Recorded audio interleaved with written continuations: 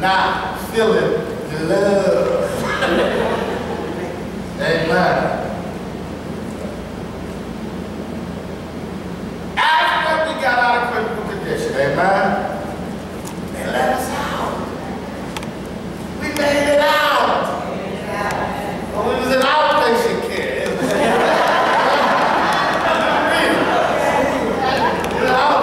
We still had to go get treatment. We had to make regular doctor visits from professionals, some professional prayer warriors, amen? But we have your friend, we need control. Somebody knew what they was doing to make sure we was all right. But we was in outpatient care, amen? Amen. That was made it through life support, but God kept us together. We made it to critical condition, amen. But we here needed round-the-clock care, amen. And it's outpatient care. And now, year 12 to 18, we're married 18 years.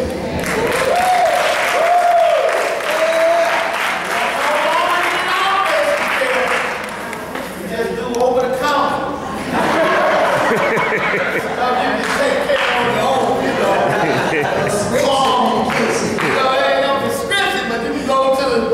We can pray together.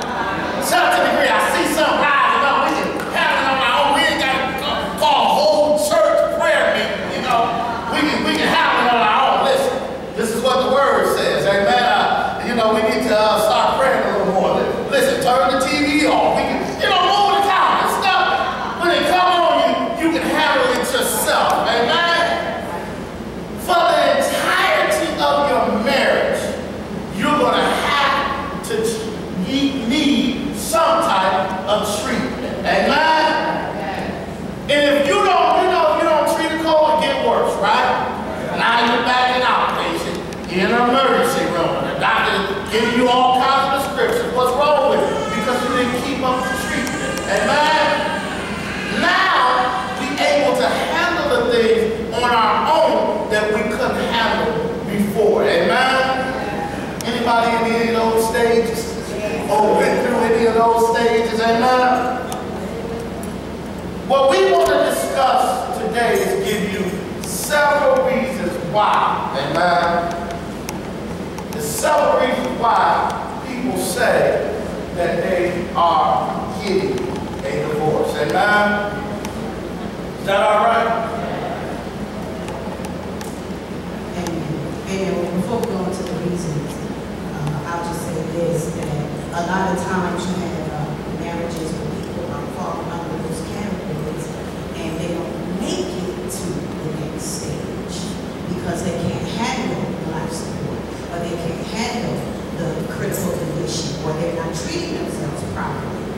And so a lot of times you need to be surrounded by people that are going to help give you the best care. Do you understand what I'm saying?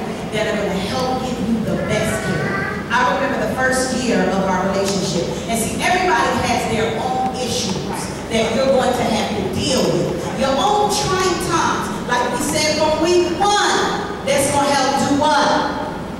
Who can tell me what we said? Your issues and trying times are going to help do. Thank you. Grow you up. Grow you up. And so I remember the first year of our marriage. I met my husband in Atlanta.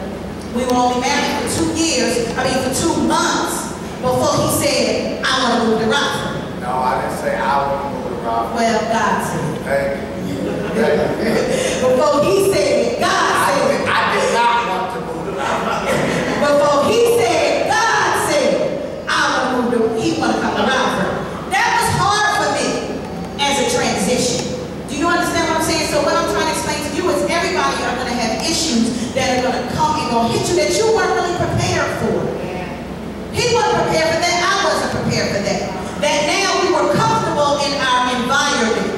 But now we're coming to a city that I don't know nothing about.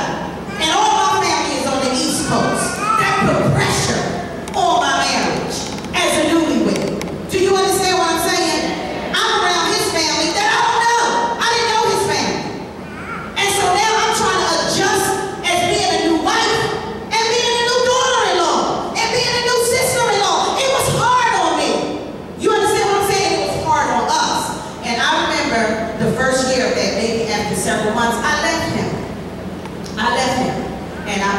moved back to North Carolina. We were at it, and I left him.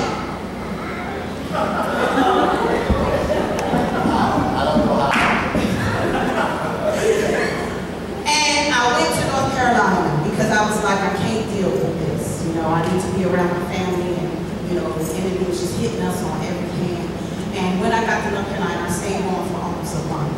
And it's not healthy for your relationship, you know, to leave your husband, you know, or to leave your wife. And I was down there, but while I was away, we talked on the phone. We kept talking on the phone, and we kept talking on the phone. And I'll never forget this. And this is why I say we need to be surrounded by people that can help care and treat you like you need to be treated. My mom told me while I was down, she said, girl, get your butt back up and get back to Rockford. And I was like, what? She said, get back to Rockford. She's like, that's your husband. Go back. She understood that we were in that new stage. That new stage. She didn't say, well, that boy ain't treating you right. He ain't like, you don't be doing my daughter like that. You understand what I'm saying? From whatever it was, she told me, get your butt up and go back to Rockford. And whatever it is, you can handle it. And so I came back, and then we continued on. But a lot of times, you have to be surrounded by people that are going to encourage you to work your faith. You understand what I'm saying? You need to be surrounded by people that are going to encourage you to work it. Not somebody that's going to encourage you to bail out. In additional pressure to that, I'll say some circumstances to my marriage that made it rougher. Amen. First of all, my family that didn't really know my wife had a lot of stuff to say. Anybody know about that? Amen. My dear mother Goldsmith right here. That's why I tell mamas, y'all all gonna be the same when your boys meet these girls. I tell my wife, remember this, when your boys meet somebody, amen? She called my wife and used the letter before we got married, amen? I didn't know this. The one guy that sent me and told me I never met my wife and said, leave here. Don't even tell him you leave. My mama just stabbed me. I got my best friend, my mama. See, what goes there? Make a long distance call. I said, she didn't tell you that, did she? Yes, I didn't even know it. She said, I'm sitting up here crying. Why is she telling me to leave him? I forget all the other reasons she gave me. If I bring those up, I'm like, get my But my wife, home in there. And then a few months later, I tell her God is telling me to come live next to my family.